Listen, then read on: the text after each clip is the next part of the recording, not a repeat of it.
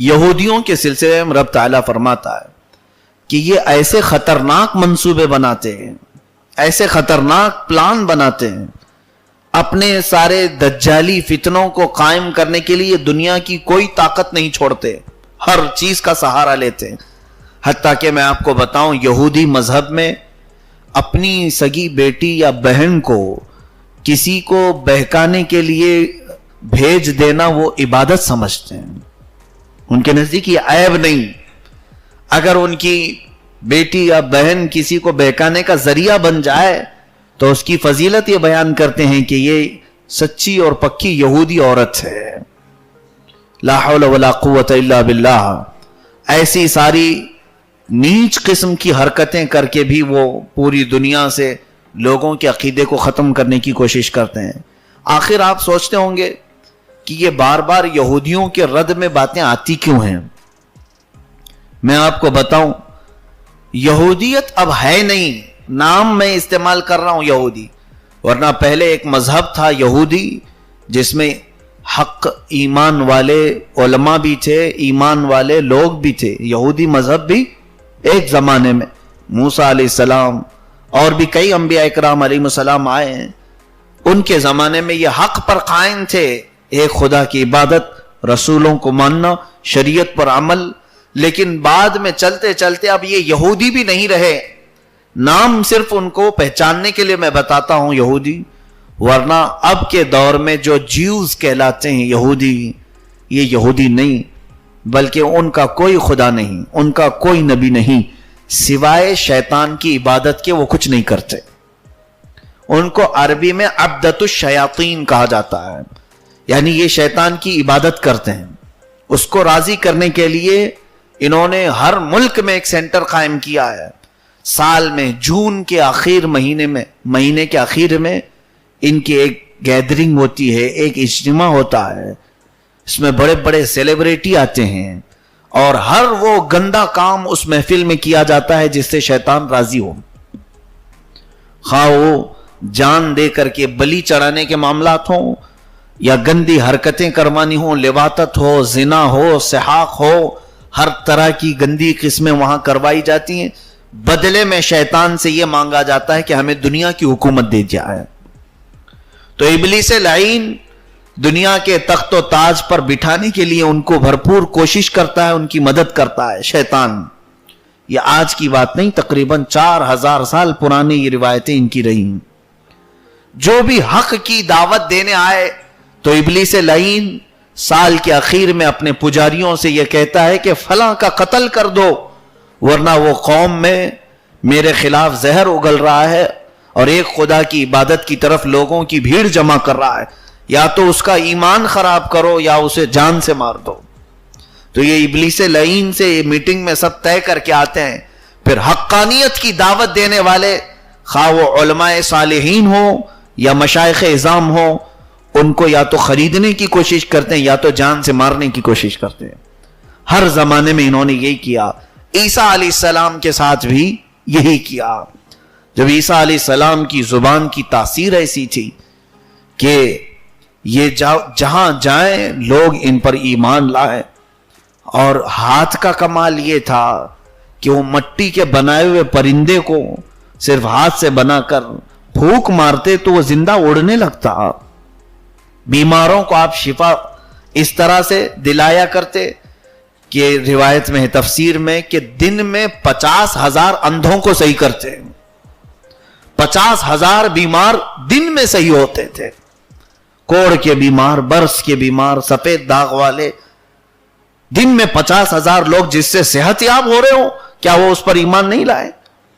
یہ چیز ابلیس لعین کو کب گوارا ہو؟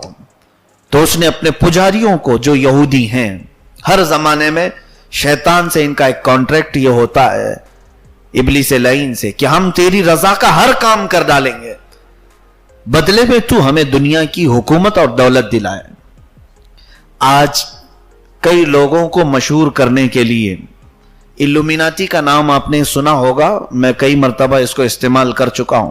یہ عبدۃ الشیاطین ہے، یہ شیطان کے پجاری ہیں، ان کا کوئی خدا نہیں، کوئی رسول نہیں، کوئی دین نہیں، صرف ابلیس لعین۔ اس کی پوجا کرتے ہیں, شیطان کی عبادت کرتے ہیں, ایلومیناٹی. ان سے جو جڑ جائے اس سے سب سے پہلے چیز اس کی ساری ایمانیت ختم کرنی پڑتی ہے کہ تو کسی بھی مذہب کا نہ رہے, کوئی ایک چیز پر تیرا عقیدہ نہیں ہونی چاہیے, بدلے میں ہم تجھے پاپولر کر کے دکھائیں گے, سارے لوگوں میں تجھے مشہور کر کے دکھائیں گے. کئی ایسے سیلیبریٹی ہیں, ٹاپ قسم کے سٹار مانے جانے والے لوگ, اکثر کا تعلق ایلومیناٹی سے ہے. یہ جب جا کر کے اپنا ایمان, دین, عقیدہ سب بیچتے ہیں اور پھر ان کے ہاتھ میں ہاتھ رکھ کر یہ عہد کر کے آتے ہیں, تب انہیں یہ سب پبلسٹی ملتی ہے, ان کو سٹار کے درجے ملتے ہیں, ان کو لوگوں میں ایڈورٹائز کے ذریعے سے مشہور کرایا جاتا ہے. پھر ان سیلیبریٹی کو وہ ایلومیناٹی استعمال کرتے ہیں. تو پھٹا ہوا شرٹ پہن, پھٹی ہوئی پینٹ پہن, تاکہ تجھے دیکھ کر لوگ سارے یہی کرنے لگ جائیں. چند لوگوں کو خریدا جاتا ہے اپنے کاز کے لیے اور پوری دنیا کے اعمال برباد کرنے کی کوشش کی جاتی ہے.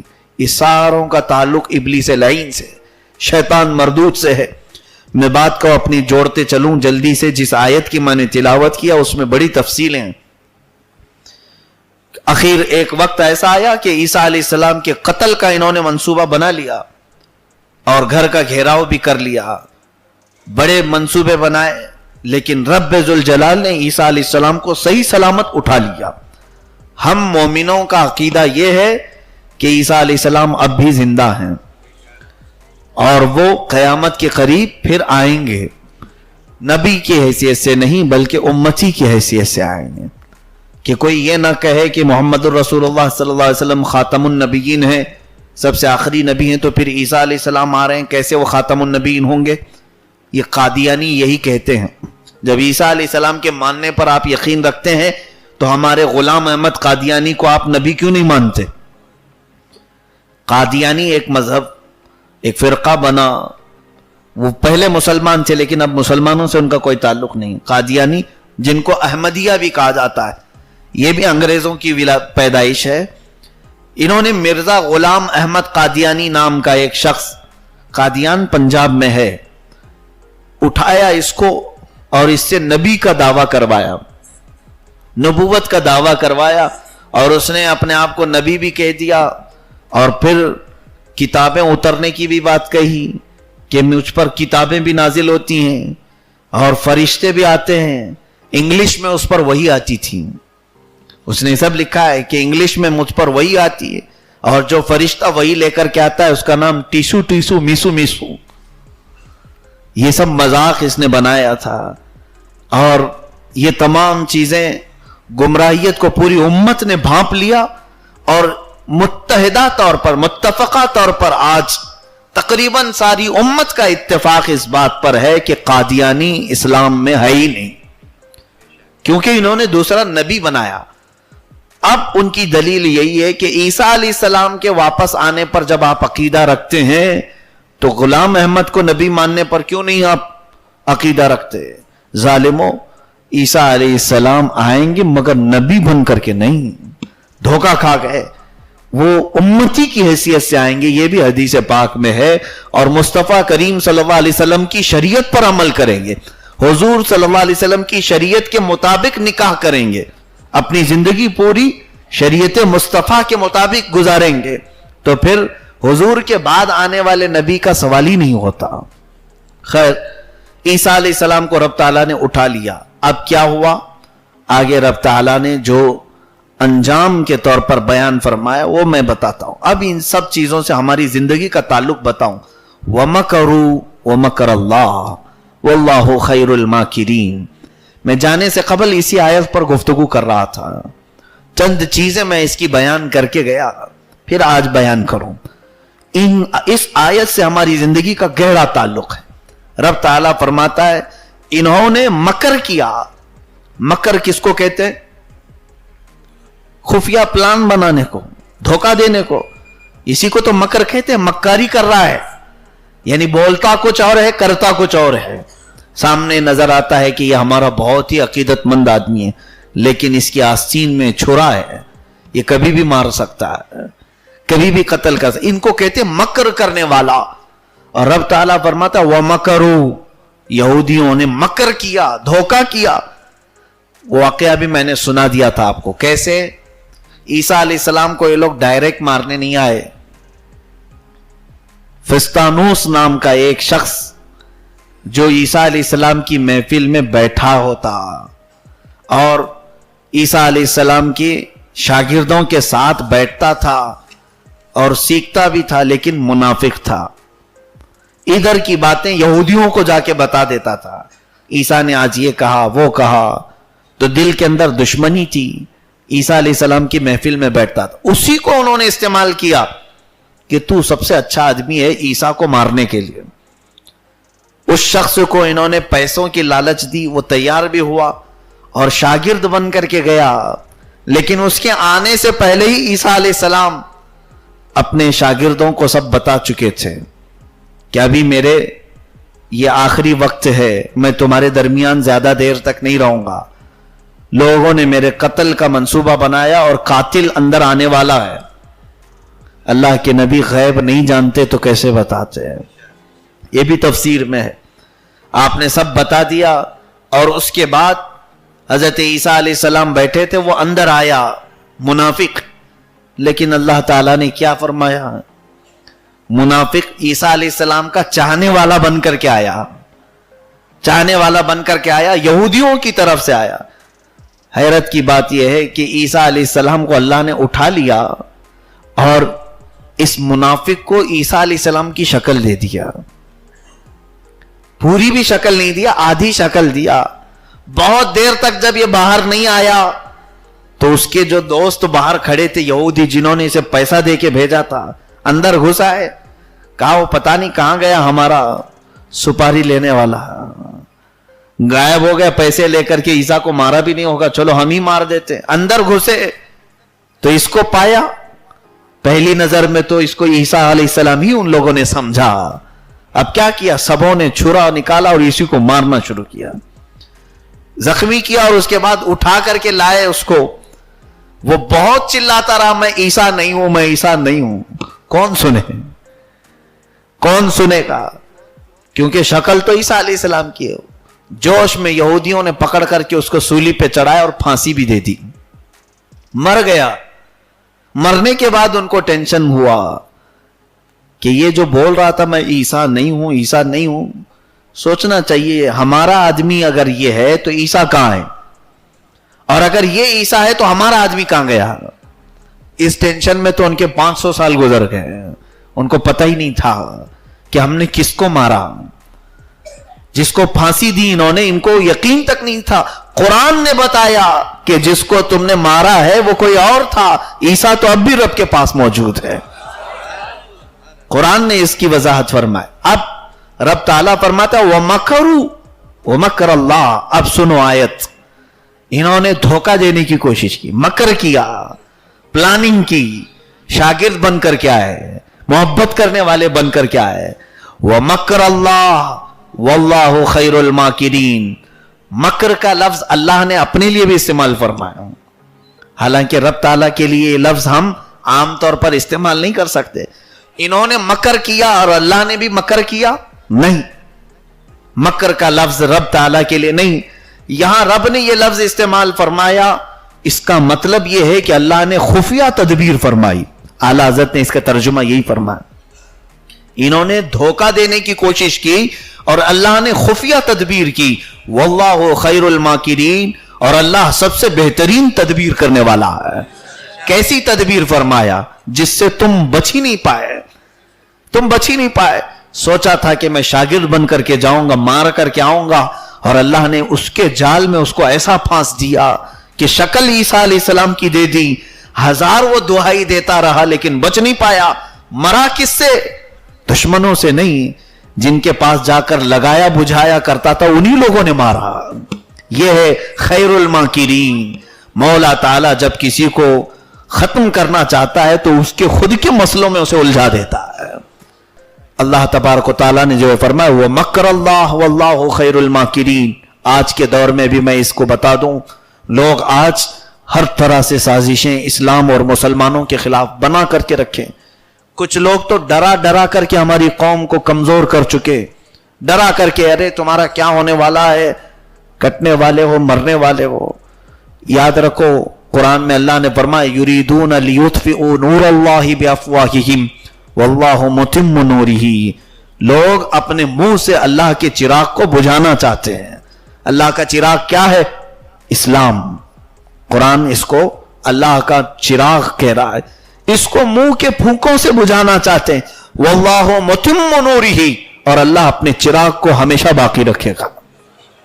ہزاروں آندھیاں آئیں, ہزاروں طوفان آئے, ارے تتاری چنگیز خان جیسے ہلاکو جیسے ظلم اسلام پر ہوئے, مگر اسلام دبا نہیں.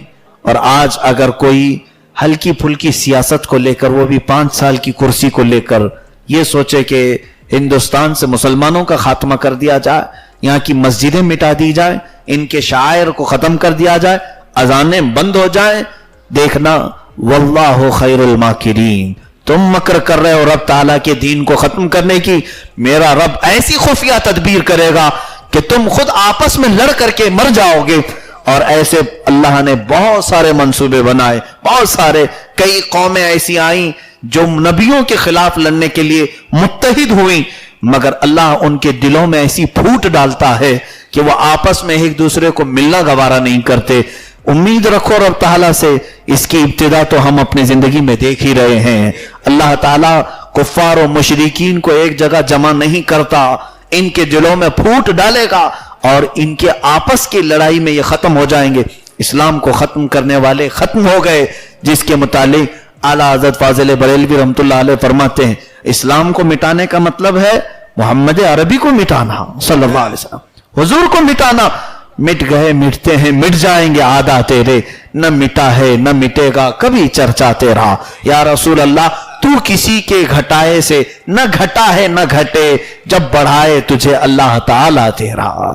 اسلام کی فطرت میں قدرت نے وہ لچک دی ہے, جتنا ہی دباؤ گے اتنا ہی وہ ابھرے گا. ہر زمانے میں یہ دیکھنے کو ملا ہے.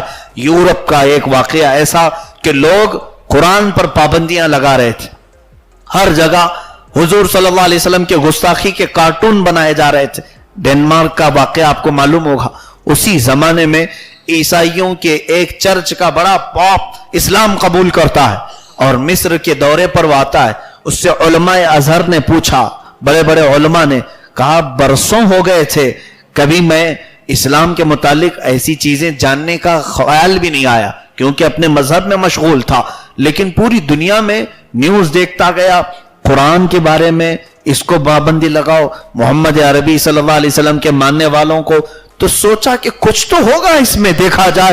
جب پڑھنے کی ابتدا میں نے کی تو اب تک مجھے جو سرور نہیں ملا تھا وہ قرآن میں ملنے لگا. رب ذوالجلال کبھی کبھار ہم لوگوں کے اوپر ظالموں کو مسلط کرتا ہے, تو بھی اس لیے کہ اور جو کفار و مشرکین ہیں وہ دیکھ لیں کہ آخر کیوں مسلمانوں کو مارا جا رہا ہے. جس وقت وہ پڑھائی شروع کریں گے کہ یہ محمد عربی کی غلامی کرتے ہیں اس لیے مارا جا رہا ہے, تو جس دن یہ میرے آقا صلی اللہ تعالی علیہ وسلم کی سیرت طیبہ پڑھیں گے, یقین اور وجدان کہتا ہے اللہ انہیں بھی اسلام سے ہدایت نصیب فرمائے گا. دولت اسلام, دولت ایمان انہیں بھی نصیب ہوگی. تو خوف کی زندگی سے نکلو اور مثبت زندگی, پازیٹو زندگی گزارنے کی کوشش کریں. اللہ تعالیٰ ان کفار و مشرکین کے ساتھ خفیہ تدبیر کرے گا اور اس کا ہمیں انتظار ہے. لیکن مولا اگر ہمارے اعمال سے ناراض ہے تو ہمیں چاہیے کہ اپنے مولا کو منا لیں. اے رب العالمین, یہ آزمائش کی گھڑی لمبی نہ ہو جائے کہ ہماری سانسیں بند ہو جائیں اور پھر ہم دیکھ نہ سکیں. الہ العالمین اتنا فرما کہ ہماری تا حیات زندگی میں ان کفار و مشرکین کو جو اسلام اور بانی اسلام کے خلاف سازشیں رچ رہے ہیں ان کو تباہ و برباد ہوتے ہوئے آنکھیں دیکھیں, تاکہ اسلام کی حقانیت موت تک ہمارے سینے میں رچ بس جائے. وآخر دعوانا الحمدللہ رب العالمین. سلام.